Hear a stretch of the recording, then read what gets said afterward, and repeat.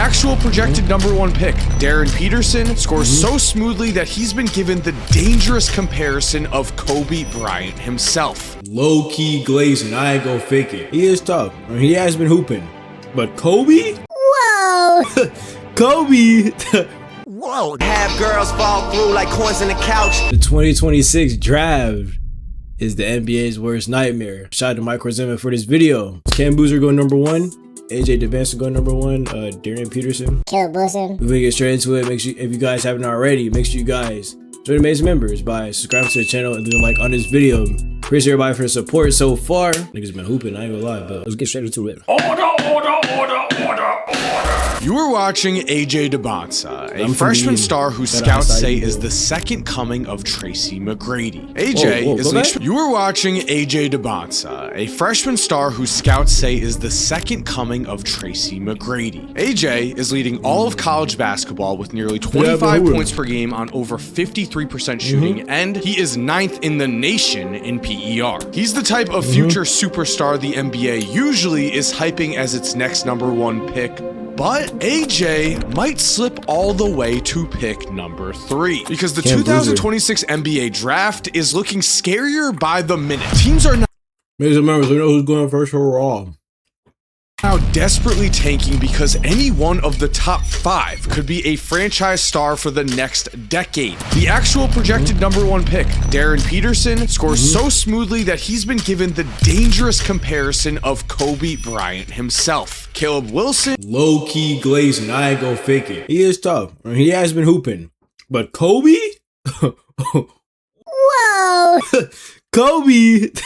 Whoa! Not mama mentality. I don't know about that one. Is averaging around 20 and 10 at North Carolina, is being called a young Kevin Garnett, and he is projected 4th. Kingston Flemings just dropped 42 points, and people are saying there are shades of Derrick Rose in his game. He might go 5th or later, and we haven't even mentioned Cameron Boozer. Boozer is the favorite to win National Player of the Year as a freshman, and is having one of the best college basketball seasons we have ever seen, which means we have a big question here. With these types of insane comparisons and expectations, I even mentioned Caleb Wilson. My nigga Caleb Wilson hooping out too. I ain't gonna lie.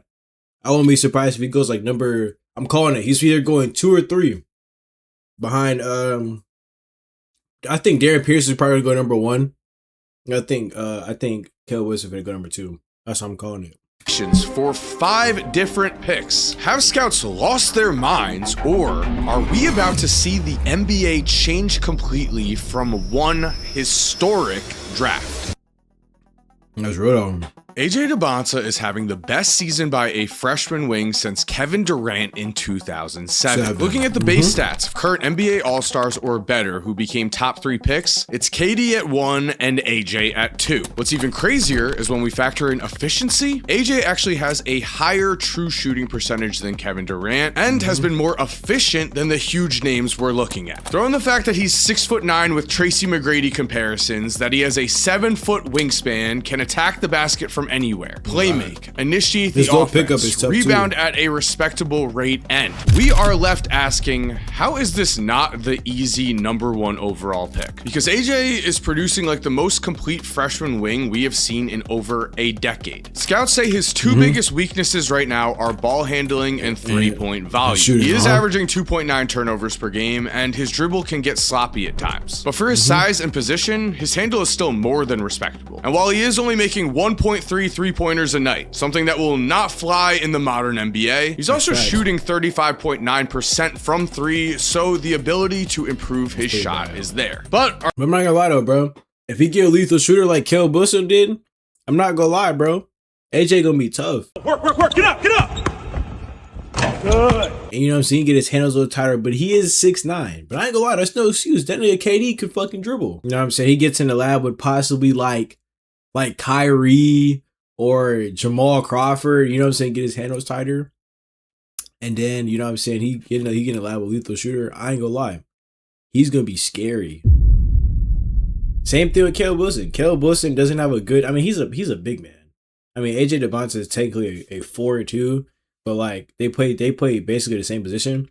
But still, bro, if he gets his handles right, they both get their handles right, and they both get a jump shot, I'm not gonna lie, they're gonna be scary. Are these concerns about AJ big enough to overlook everything else? Here's what we need to understand about AJ. He's essentially a basketball prodigy whose game has been nitpicked to death. In 8th grade, he played high school basketball and averaged almost 20 points per game. Then, headed into his sophomore year, he generated once-in-a-generation buzz after leading the Nike Peach Jam in scoring over seniors and future top draft picks like Dylan Harper. That made AJ a household name, but when talking about dominating players 2 years older than him, AJ said, I play with the seniors, so I'm 15 playing against like Dylan Harper. Like those guys averaged 26, but that wasn't really like a good example of letting everybody eat. AJ is a winner, and this kind of mindset is special. So is the fact that only 9 freshmen in the last 20 years have averaged at least 23 points per game in a season, and AJ is about to become the 10th. But when a player has been on NBA radars this long, people stop looking at the positives and focus only on his negatives. That's what's happening to AJ, except so many NBA players have been praising him. Kevin Durant has said, I love him. I was impressed by his size, fluidity, and ball handling. Devin Booker said, you can already tell the maturity level. The competitive nature comes through in the conversation. And Draymond Green compared him to Anthony Edwards. He gets downhill like Ant-Man. Like, the way he attacks the basket is like Ant-Man. A 6'9" Anthony Edwards with an insane work ethic. In middle school, AJ was doing 3 workouts before 2 p.m. and then finishing the day playing summer league games. BYU had to ban him from the gym over the summer because he was working too much. His dad is a former police officer who made him and his sisters do 100 push-ups a day, going as far as to install cameras in their house to hold them accountable. AJ went— That's like that Shaq mentality, bro. If y'all know how Shaq's father was, Shaq literally was like, bro, his dad was a police officer, bro, making him do all that, bro. So we're really gonna see, bro, if that work ethic really translates to the NBA. Because if it do, oh yeah, bro, he's gonna be a Hall of Famer. He's gonna be a generational talent. Once got a C- in 6th grade, so his dad drove him 6 hours to an AAU game, let him warm up, and then had the coach bench him to teach him a lesson. In other words, AJ has been taught you need to work hard to be great, and that discipline keeps showing itself. AJ began this year averaging 20.9 points over his first 10 games. In his last 15 against better competition, he is averaging 26.7. He has the physical tools, he's only getting better. And if this is what he looks like right now, then what are scouts seeing that makes Darren Peterson the projected #1 overall pick? Darren Peterson is becoming one of the biggest mystery prospects we have ever seen. Just weeks ago, he had the label of a generational scorer. Guys like Doug Gottlieb have said Peterson is the closest thing to Kobe Bryant they have ever seen. Sports Illustrated said his playstyle He can hoop, bro, but shit, a Kobe comparison is low-key wild. I ain't gonna lie though, bro. Compares to Kobe, while his potential development will resemble Anthony Edwards. But with that said, we are starting to see tweets like this pop up. Billy, this is Darren Peterson. He's a 6'5", 200-pound pure scorer and is a matchup nightmare. Only problem is, he hates playing basketball. If I were a general manager, I would be extremely concerned about Darren Peterson. Darren Peterson has played 12 of 24 games this year in college basketball, and it's been everything from an injury, checking himself out of second halves of games. Nobody knows, nobody wants to talk about it. It don't feel like he really wants to be there. And maybe this is a byproduct, KP, of when kids get paid NIL and they get money up front, right? If that's the way it goes, it's like, well, if I don't want to be here, I get my money up front.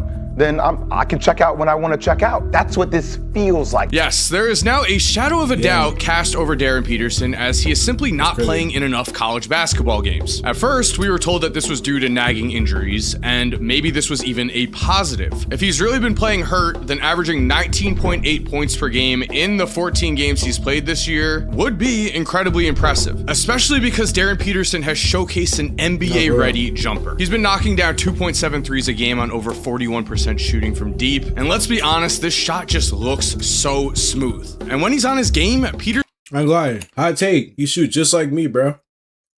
Y'all finna see you. You shoot just like me. Guy hand straight, you flicking the wrist, bro. I ain't gonna lie. This nigga has the same exact build as me. Nigga 6'5", 200. Literally the same exact build. But I ain't gonna, he has been hooping. It's just the inconsistent amount of playtime. Niggas getting the Kawhi Leonard effect. I ain't gonna lie. What are you really finna see though? Peterson can score seemingly at will. He has elite athleticism that lets him blow by defenders and finish over anyone at the rim. And he also has the control to score from anywhere on the court. In high school, when he played AJ DeBonsa directly, Peterson came in ranked lower than AJ and scored 61 points to show everyone it is Darren Peterson who should be the #1 pick. His upside is unreal, and in college, Jay Billis thinks it's been more of the same. I mean, the last guy I could say that I feel like scored it as easily as Peterson was Kevin Durant. When Durant came out, you knew, okay, he's going to lead the league in scoring at some point, and you feel kind of like that about Peterson. But here's the issue. People are beginning to wonder if Darren isn't actually hurt, but instead has taken his NIL money and doesn't really want to compete for Kansas. The reason for this is that before playing #1 Arizona, Peterson surprisingly decided to sit out, and a text message from a person with perceived inside knowledge went viral. The text read, "So he's sick and didn't tell anyone in practice, and Kansas coach Bill Self said, don't half-ass it if you're gonna play. If not, sit. DP said, F it, I'm out." Fans are worried about this. They think we might be looking at another Ben Simmons type of situation, a prospect with a ton of talent who doesn't care enough about basketball and doesn't care enough about winning. Let's remember, what separates the true greats is a continued work ethic for 10 plus years. If we need any reminders about that, let's look at a guy like Zion. At LSU, Ben Simmons was a first-team All-American, but he never went to class. His team failed to make the NCAA tournament, and those should have been red flags that we paid attention to. So that is why people are starting to turn on Darren Peterson, and we also have to note, currently Peterson is averaging more turnovers than assists per game. He's averaged just 1.6 assists, which is 2 less than AJ. And after a recent poor 10-point showing versus Iowa State, Reddit went crazy, stating, "I think it's pretty clear that this guy's not giving 100%. Teams are tanking for this? How can anyone possibly have this guy at #1? Only, is this an overreaction? Maybe Darren Peterson really has just been injured. Kyrie Irving only played in 11 games for Duke before he went #1. Exactly. And against AJ and BYU, both Peterson and AJ scored 17 points, but Darren had to sit out the second half. So in just one half, Peterson showed insane upside. He knocked down 3 threes, but what's even more impressive was this. Let's watch here as on an incredible drive to the basket. Against multiple defenders, Peterson switches hands at the rim for a finish. Then a few minutes later, he gives us a look at his fadeaway mid-range game. Again, just smooth and in control. And to cap it all off, we have this drive to the basket where he throws it down over a poor BYU big man. When we watch Peterson's game, it speaks for itself. And all reports on the side say that he does have an elite work ethic, so maybe this mystery is just over. But I ain't gonna lie, that Kobe comparison is still wild. I'm still not going for that. I ain't gonna lie. I just think he might have that Kyrie effect. I ain't gonna lie, he might have that Kyrie effect. I just don't think that he is like that Kobe comparison is crazy, dog. We really finna see though. We really finna see like how good he is. Let's just hope he stays consistent, bro. Let's just hope he's just not playing like 11 games throughout the whole entire season and then sits out the rest, bro. Cause I ain't gonna lie though, bro. That money shit is real. You know what I'm saying? Niggas will just take the bread and just bail.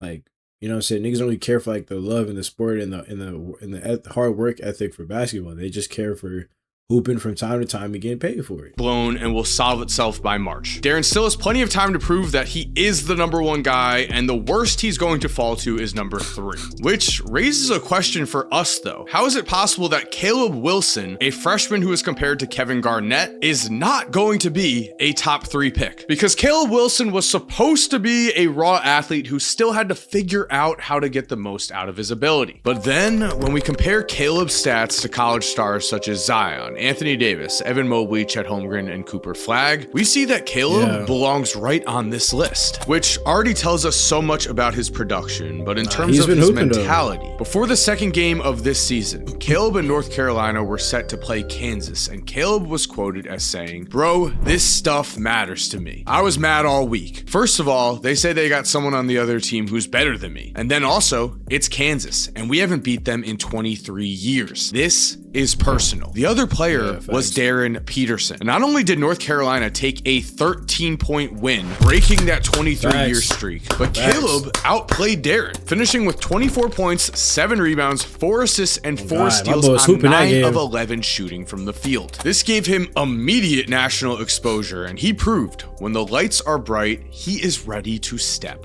up. Right now, the one thing missing from Caleb's game is a consistent three-point shot. Caleb is making only 0.3 threes a game and shoots 25.9% from deep. In the modern NBA, that won't cut it. But jump shots can be improved, and taking a look at his game versus Florida State, we see just how dominant Caleb already is. He is very comfortable with the ball in his hands and has great floor vision, showing us that almost immediately with this pass for an... He's like a 0.4 for real. He like a Ben Simmons really developed, and that's pretty fucked up to say, but like for real though, because Ben Simmons in college, in high school, was tough for sure.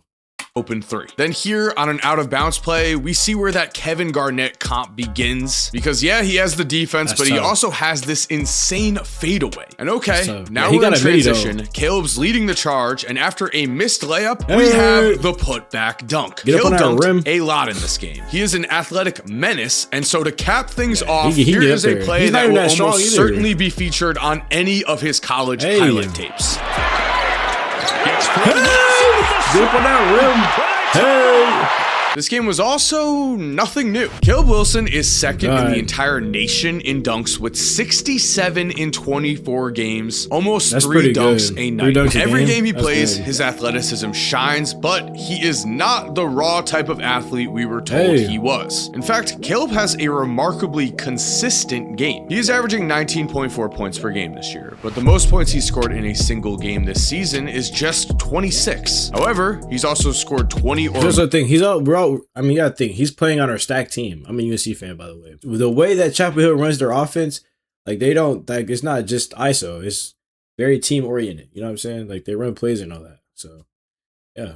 More points in 17 of North Carolina's 24 games. You can pretty much write in a 20 and 10 stat line for him every night. And this combo may mean that the number 4 pick might be too low for Caleb, even with all of the talent ahead of him. He's an athletic... Hot take, I think he's going to be ahead of Darren Peterson, bro. If Darren Peterson keeps up his antics where he's not playing games, I think my boy Caleb going to go like number... I wouldn't be surprised if he goes number 1, but I could see him going like 2 or 3 though, for real. I could probably see him going over AJ, possibly, or he might be 4. But we'll see though. We'll see. Freak, who is also 5th in the entire NCAA in PER and 3rd in box score plus minus. His ceiling is truly tremendous. So will scouts regret not ranking a Kevin Garnett type clone higher? We're going to see. But now we have an even bigger question. Whoa.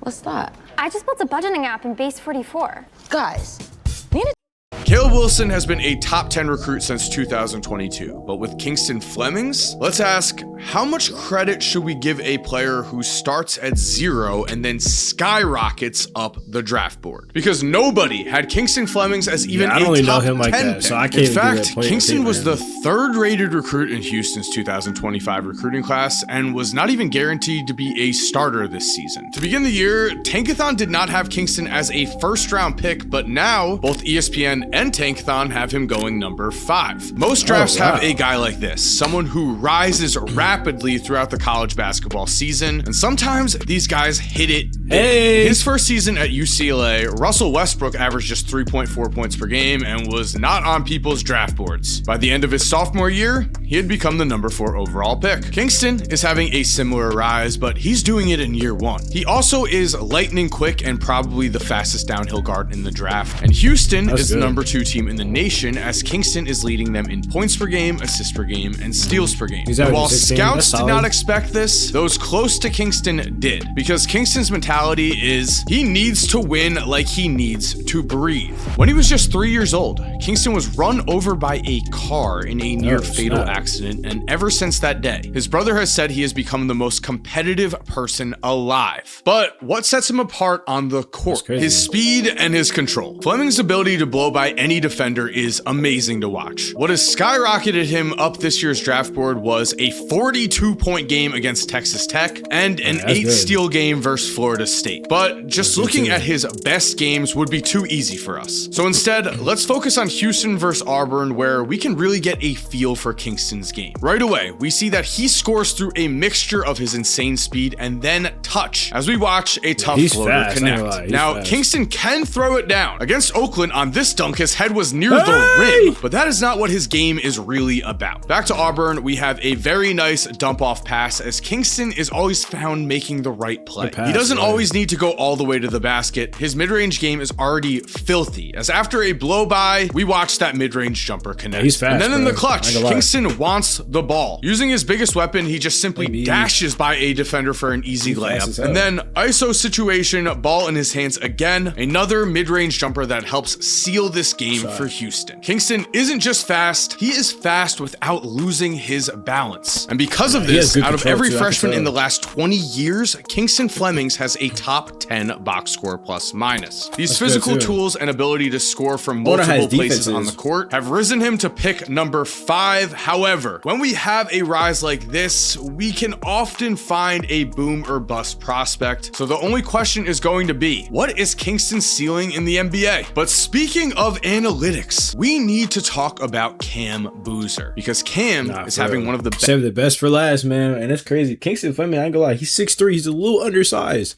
Because really, if he played 10 years ago, back, you know what I'm saying, he would actually be like considered a normal height guard.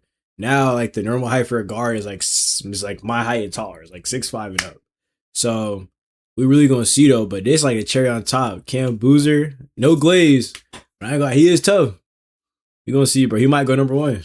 Best advanced stat seasons we have ever seen from a freshman basketball player. The only thing that is holding Cameron Boozer back from being the guaranteed number 1 pick is top tier explosiveness. But in a world where Luka and Jokic are NBA skilled megastars, why are we still holding this against guys like Cam? We already saw in this video that against the best of the best college basketball big men in recent memory, Cam's 22.8 points, 10 rebounds, 3.7 assists, and 1.7 steals more than hold up. But he's also shooting 39.4% from 3 and making 1.5 threes a game. With that kind of passing and that kind of shooting, his transition to the modern NBA should be seamless. And then when we look at Cam's advanced stats versus the best college basketball bigs we've recently seen, we find that Cameron Boozer is an absolute standout, as he is this draft's analytic monster. And so in order to understand Cam's game, I want to highlight 2 separate games here. Against Stanford, we find the versatility Boozer is already playing with. Facing up out of a post up, he hammers the ball to the rim, then it's an easy spin for him and a bucket. Cam is as elite as they come in the post. We could watch countless highlights of him eating defenders alive there, but in the modern NBA, he is going to need a face-up game as well. So let's watch as he hits here with a quick fake and then a very pretty finish at the basket, showing us some advanced footwork. Cam is also just a freight train. On this drive, he just puts his shoulder down, out muscles the defender, forces his way to the rim, and scores with his amazing touch. He also is always attacking the offensive glass, as we see here with a put back dunk. Then against Wake Forest, we could watch a lot of scoring highlights again. Like I mentioned before, Cameron Boozer eats out of post-up situations, and that's because he always makes the right play. Here we see it post up, boom, Cam finds the open man for a score. And then we have another post up, and Cam does it again. Another easy basket. I really want to highlight here how great Cameron Boozer's court vision and decision making are, because this is what sets him apart. A winning style and extreme skill set that helped Cam be named both Gatorade National Player of the Year and Mr. Basketball USA as a senior, and also as a high school sophomore. Yes, Cam is also a high school prodigy who in college, get this,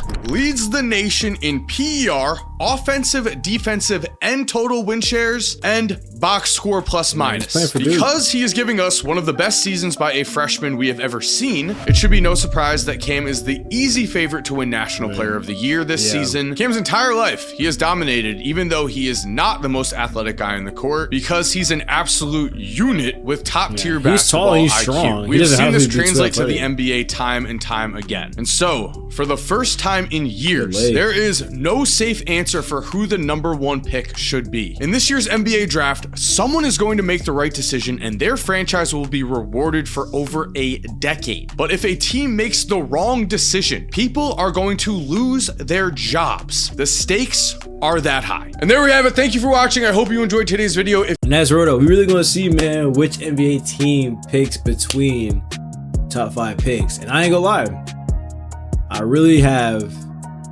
Cam go at number 1. I probably have number 2, probably Caleb Wilson. Number 3, probably gonna be AJ.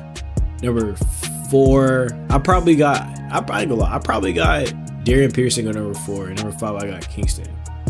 And then number 5, 5, 6, I don't really know about that, but we'll see. So that's just my top 5. Based on what y'all think about y'all top 5 going into the 2026 draft. This may be a generational talent. We're gonna see, bro. Hope there's no bust in the top 5 picks. Hope everybody hoop. Yeah.